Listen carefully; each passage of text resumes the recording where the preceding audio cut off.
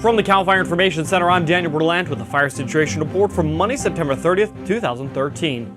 The state saw some much-needed relief over the past couple of weeks with cooler temperatures and increased humidity.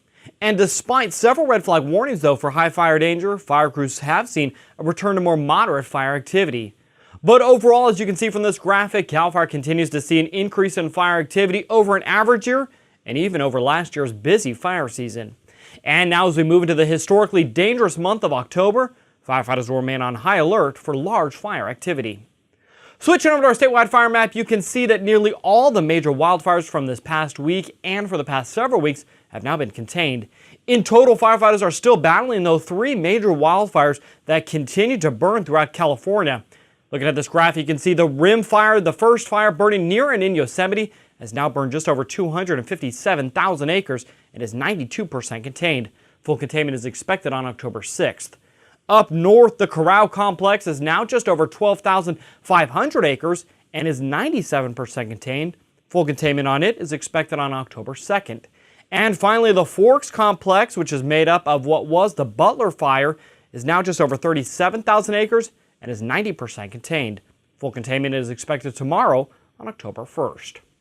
Turning to our weather headlines for the week, last week's cooler conditions are expected to continue briefly into the early part of this week. But by midweek, we should see some normal conditions begin to make a return as a warming and drying trend begins once again.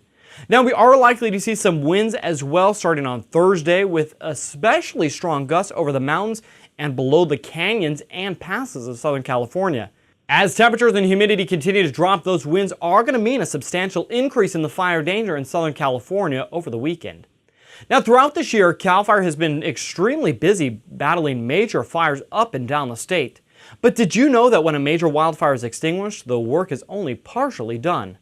CAL FIRE and partner agencies work tirelessly long after a large fire to help recover the areas scarred by blazes.